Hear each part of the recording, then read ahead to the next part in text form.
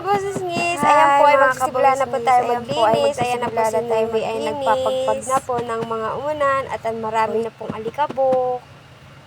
At ayan, punas-punas. Kasi uuwi na po yung aming boss. Baka po kasi madatnan niyang maalikabok yung sopa nila. Kaya kailangan natin magpunas-punas. And then, pagkatapos po natin magpunas, next naman po natin ay mag-bleach.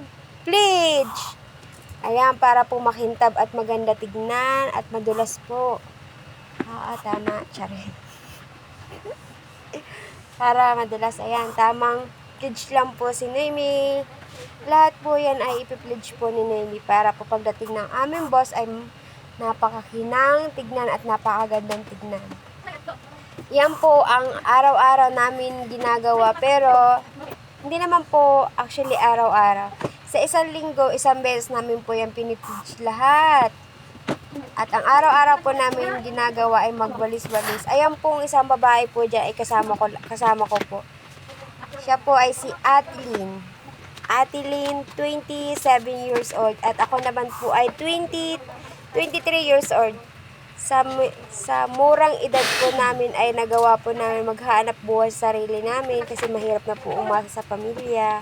Ako na po yung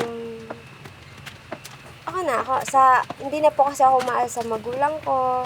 Umaasa na lang po ako sa sarili ko kasi kaya ko naman kasi. Kaya kong maghanap buhay, kaya kong kayunin ang sarili ko. Hanggat nabubuhay, charis. Ayan po, tamang punas-punas lang. At yan po isa ay puro cellphone lang. Ayan po ay siya magpipledge na po dyan. Ayan. Opo, ang laki po ng bahay na nililinisan namin. Kasi sobrang mayaman po kasi yung napasukan namin. Yan po nililinisan namin ay pang-tatlong floor po yan. Pang-tatlong floor po yan. Punas po kami dyan po alam mo po, nagulat nga po kami ng unang dating namin dyan kasi parang sini na po yan eh. Ang laki ng TV.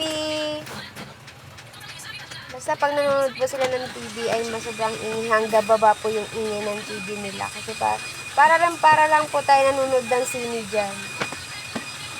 Ayan. Kailangan po natin kahit kasulok-sulukan, kailangan po natin i-pledge para pag dumating yung ating boss ay walang masabi kundi sabihin na, wow, napakakinang naman, charis-charis. Joke-joke. Ayan. Kailangan po natin punasan lahat. Ganun lang kasimple, pero sa una po talaga ay nakakapagod. Pero habang tumatagal ay parang basic na lang para sa'yo.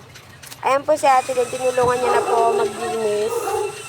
Ayan, tamang pagpag lang. Sabi ko nga dyan, Ate Lynn, kailangan natin i-vacuum. Kaso sabi nga, Ate Lynn, wala daw yung vacuum. Ay, meron po vacuum kasi hindi po namin alam kung paano gamitin. Ayan, kaya ginawa po namin yung pang-vacuum na lang po sa sagang binacuum namin sa unan. Ayan.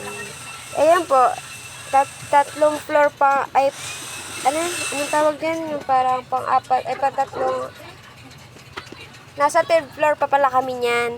Wala pa po kami sa floor pa lang po kami. Ayan. Ayan, naglilinis na po kami. Sunod na po ay second floor naman po kami. Naglilinis. Ayan. Ayan. Inaayos na po namin yung kasi matatapos na po kami. Tatapos na po kami yung maglinis. Ay, hindi pa po pala. Magmamapa po pala yung kasama ko dyan. At ayan, binalik ko na po yung mga yung mga unan. Pa-like and share na lang po mga kabusisngis. Pa-help na lang po. Thank you. Ayan po. Ayan, tamang pledge lang po si Noemi. Ayan po. Yan po ang dapat natin gawin kapag tayo ay nasa trabaho. Pag nagtatrabaho. Ayan, magmamap na po siya. And maraming salamat po sa manood dito. Thank you. Nakakapagod naman dito. Pero, yun ang.